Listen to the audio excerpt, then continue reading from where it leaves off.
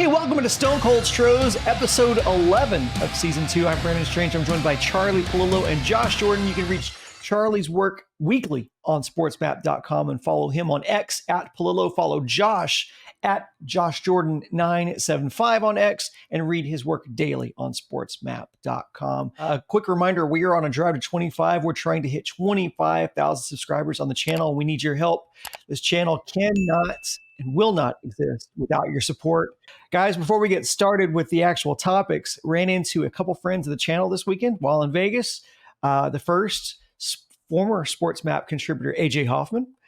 Second was loyal Stone Cold Stros viewer Laz. He works for the same company as my wife, and so they were all down there in Vegas doing a big shindig. So that was fun. Guys, you know how it goes. When things go bad, we got to assign blame. That's just the natural order of things. Obviously, we want to do that so that we can figure out some solutions. So let's figure out where the blame goes first. Let's split this conversation into two. This first half of the conversation will just focus on the on-field action, because I think we all agree that really it's the first step is, and the main thing is the guys contributing on field. Charlie, I'll start with you. Considering that the failures have been so comprehensive, is there an area that you think that if they could just stem the tide in that area would have a kind of a domino effect that would help maybe bolster some other areas or at least get momentum back on their side? Mama said there'd be seasons like this. They are exactly what they deserve to be at this point. 7-16. It's not because of fluke.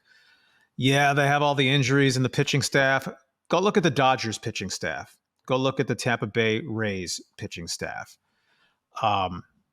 It's been just lousy baseball, game after game, series after series.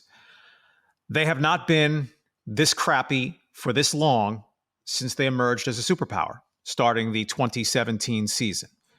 23 games, that's close to 15% of the season now. Well, the good news is that means there's 85% of the season left.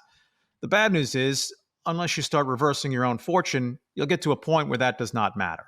However, the American League West blows to this point in the season, right? So the Astros start the series Tuesday night at Wrigley, 5 games out of first place. If they were in the American League East, they'd be 5 games behind the currently last place Rays. So real estate, the first 3 rules: location, location, location. They're in the American League West. Do the Rangers, with their pitching issues, look like they're going to go be a 98-win team, which is basically beyond the pale for the Astros at this point? And the Mariners have won 7 out of 10 to get to 500. They have so much better pitching than both the Astros and the Rangers. But I do want to note, right, it's still the start of the season, so that their body of work is 7-16. They're a hideous, steaming pile. There's no getting around that. And 23 games of it, again, it's the worst we've seen since the Astros got really good. However, last season, the Astros had a stretch in June where they went 6-13. That's not quite as bad as 7-16, but that's terrible. And the Astros woke up June 25th, 6.5 games out of first place. Being 5 games back, going into the last 10 days of April, it's not good. And when you've been so bad, it's bad. But it's not, the season is over. Now, there's going to come a time, and maybe this is going to turn out to be it, where the Astros just aren't good anymore. But to draw up a tombstone or declare the patient dead this early, come on. The 2019 Astros, except for them letting the World Series get away, probably the best roster they've ever had. That team had a 7-game losing streak and wound up winning 107 games. So sample size does matter. But 100% of the sample for the 2024 Astros thus far, they stink. Okay, now to take it directly to your question, Brandon. It's about stabilizing the starting rotation. Verlander had a solid start. He's not going to be dominant, 7 innings, game in, game out. But if he stays healthy, he's going to be a solid frontline starting pitcher. Cross your fingers, go for whatever talisman you're into on Framber Valdez. They need him to be healthy and competent as an innings eater. The Christian Javier news over the weekend was just one more gut shot that he goes straight to the injured list because of a stiff neck. I don't know if he slept funny, if he's looking so far up in the standings that Crick came in, but that he went straight to, hey, he's gone for more than 2 weeks when Javier, along with Ronel Blanco, they've been the two good guys in the rotation. So Javier out, and oh, great, Hunter Brown moves up, and now Arrighetti comes back. Right, the domino effect. You get Verlander back. Finally, you're hoping to get Frommer back, and then you lose Javier. But they have to stabilize the rotation, or even if the hitting becomes a little bit more timely, they're not going to be good enough to go on and win 92, 93 games. Remember, the Astros, the first 7 games of the season, the ERA from the starters was 1.29. What a start! Well, the Astros take the field at Wrigley Field next to last in the major leagues in earned run average. They're at 5.10. Only the Colorado Rockies are worse, and they don't even count because, 1, they're the Colorado Rockies, and 2, they play half their games in Denver, the greatest offensive freak show. It's impossible, basically, to deliver good team pitching stats playing in Colorado. So functionally, the Astros have been the worst pitching staff in Major League Baseball. We can go after a number of spots in their lineup, and will. But the pitching has to stabilize, and that starts with the rotation, which is going to give you more innings than the back 3 of your bullpen. Oh, yeah, there's another issue. That perfectly set up for me, Charlie, because that's where I'm going. What's the point of having good starting pitching to get you to the 7th or 8th inning with the lead if the bullpen's just going to come in and blow it seemingly every night? Even the saves Hader gets out of, or they win the game, he still seemingly gives up a run pretty much every time he goes out there. And I mean, Ryan Presley, my Lord. And he even caught a break that he almost gave up a homer the other day, but the ball actually stayed in the ballpark. And I was like, oh, okay, well, maybe he can work around this. That's good luck. No, that didn't make any difference. That didn't help them at all. So that's my deal. At least Abreu's ERA is under 5 now.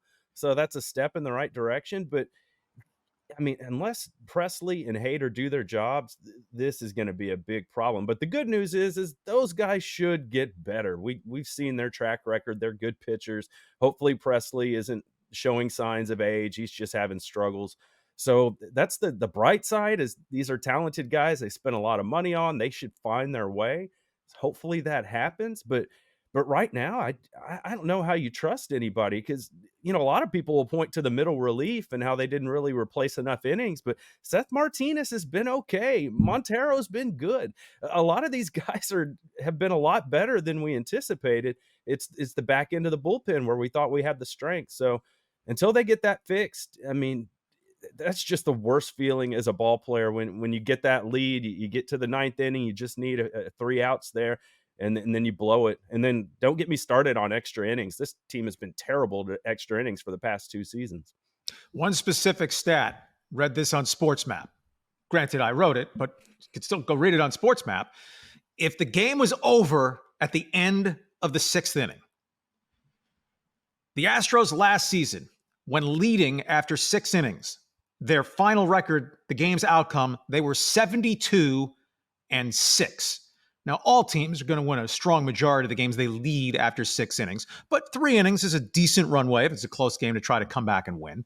So last year, the Astros were 72-6 when leading after 6. This season, they're 6-4. They've ever lost 4 games that they've been ahead after 6 innings. If you're only winning 60% of the games that you lead after 6, you stink. Yes, the Astros stink.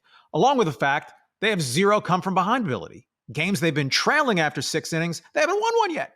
So they've blown 4, they've won none.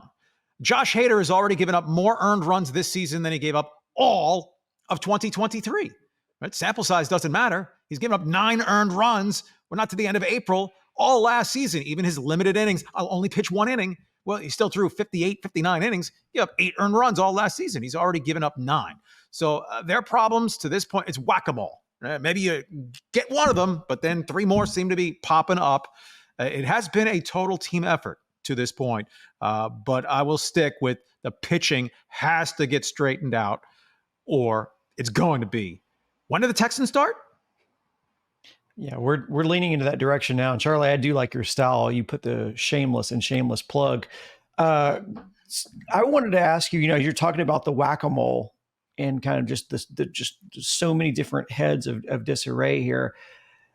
Who are you more surprised by the just lack of production. I mean, there's several to choose from here, and I think relative there are several to choose from. I'm going to start it out and just say personally, it's Alex Bregman. Who are you most surprised by their underperforming? Oh, I will follow on Bregman. Does he still hawk that salsa stuff? Yes. Oh, yeah. Should be temporarily, and this is strictly on-field performance evaluation time for the sensitive ones. Yes. And the sensitive ones probably for the most part aren't into us. Should rename it Breggy Bum, because that's what he is so far this season. 213 batting average, sub 600 OPS lower than Martin Maldonado was last year. Bregman's in the lineup third or cleanup, right? A spot of tweaking, putting him between the two lefties. But Bregman's batting third or cleanup every game, right? He missed the 3, sick. His bat's been sickly. How many lazy fly balls to the opposite field? Infield pops. When Altuve got thrown out at the plate, I know because it was Altuve, it's natural to say, oh, just another stupid base running play by Altuve. I didn't mind that. It forced the defense to make a throw. Now, granted, Lane Thomas led the league in assists last year, but he made the throw. He had to turn his body, and he threw a dart to the plate. If Altuve had a 40-60 chance of being safe on that play, which I think is reasonable, Kyle Tucker coming up, was he 40% to get a hit? Add in, could there have been an error, a pass ball? So I didn't think that was a bad send by Pettis or bad. But, hey, Bregman, you hit a little foul pop, and that's basically his season to this point. And when he's in the heart of the order, that crushes you. And Bregman hadn't been an elite player since 2019. He's a sub 260 hitter now since 2019. He's not a 213 hitter. The slow starts aside, we talked about this, I think it was last week. All spring it was, I feel great. I'm going to have the best season of my career. I'm going to start great because I had the best offseason of prep I've ever had. And he was hitting everything in spring training. Reminder, spring training stats worth bub kiss unless you're a kid who's going to make the team because of them. So Bregman absolutely needs to remove himself from Breggy bum status. Secondarily, Chas McCormick doesn't have the resume, but he was a really good player this last season. So far, Chas, I mean, I'd like to defend a guy named Chas, but McCormick's been bad, right? That Jake Myers has popped a couple home runs, but otherwise, that's why Dubon's getting increased playing time in center field. Well, nobody's going to confuse Dubon with Julio Rodriguez. He's off to his own crappy start. But right, Dubon's a fill-in player. He's not a plus offensive player at any position. He's a Band-Aid where you're looking for a tourniquet. Abreu, of course, we're ad nauseum or ad nausea on him. But that Singleton is the right. Spot is playing Abreu less, which of course he should. But that is John Singleton. This week I'll go with, it's like asking, we're going to inject you now. Would you prefer syphilis or gonorrhea? Joey Loperfido, 1 for his last 20 at AAA. It's not exactly pounding on the door to call me up and give me a shot. And then the one other guy, these things are all relative, but when you're bleeding from so many spots, I mean, Jordan's doing okay, but Jordan's OPS is 862, which is very good. But when the measuring stick is Jordan Alvarez, that's 129 points lower than what he was last year. It's 158 points lower than what he was in 2022. So I have so much to clean up, but in that lineup, I'm right behind you, Brandon. Bregman's been the biggest issue, presuming that we just all know Abreu's corpus is delicti. The thing with Breggy, though, is he does start slow pretty much every year. So this really, it shouldn't be that big a surprise. I know he's in the contract year, and that's why we expected it to be better. But he starts slow pretty much every year, and I see the argument, well, just leave him in this same batting spot because he's going to come around. He always does this. I'm kind of thinking of it the opposite way. Why don't we bat him lower in the order to start the season most years and then raise him up as he starts hitting the ball better in May? That makes more sense to me than just keep putting him out there hitting third or fourth or wherever in him struggling. And you can't mess around anymore. They've lost too many games. We've talked about, you got to get Abreu down in the batting order. They did that. I think you got to do that with Bregman. It's not a sign of disrespect. It's just you're a slow starter every year. When you start hitting like we know you will, then we'll get you back up in your usual spot. But for now, I would drop him in the order a little bit till he starts hitting. Some of the other guys, Dubon, he's not great, but he's a hell of a lot better than what you have otherwise. rather have him over Jake Myers. Even at first base, I know he doesn't have a lot of experience there, but I'd rather have him there than Abreu. And yeah, Charlie made a point with Loperfido. I think he only has one hit in like his last 4 or 5 games. So that's not great. You're not hoping for that. And then Singleton, he's what we expected. He's just, he's going to hit in the low 200s and still doesn't really give you a whole lot of pop either. Even though you'd think you'd get a home run from him every now and then, he's still on 0 for the season. So that's not helping you either. So the bats got to get going. They got to be more consistent. They got to play better from the 7th inning on. They're missing too many opportunities late in games to add on, and your bullpen can't hold it. This is when you need to add on. Your bullpen's not doing it right now. So yeah, there's a lot of concerns here, guys. It's been hard to watch, honestly. The one lineup tactic that you could weigh, in part, you're trusting that guys are going to revert to career levels. Bregman knows he's been atrocious so far. So, I don't think he needs a bright light shined in his face. Hey, get going here. Nevertheless, Pena from out of the gate has made consistent hard contact, still not walking much. But if you're going to hit 340, you can live with fewer walks. So if you wanted to put Pena in the 2-hole behind Altuve, drop Bregman down to the 5-hole, right? Yainer Diaz has been okay, not great. So I'm not saying that Yainer should definitely stay ahead of Bregman, because Bregman, even Bregman is 250. The on-base percentage is all right because of the walks that he draws.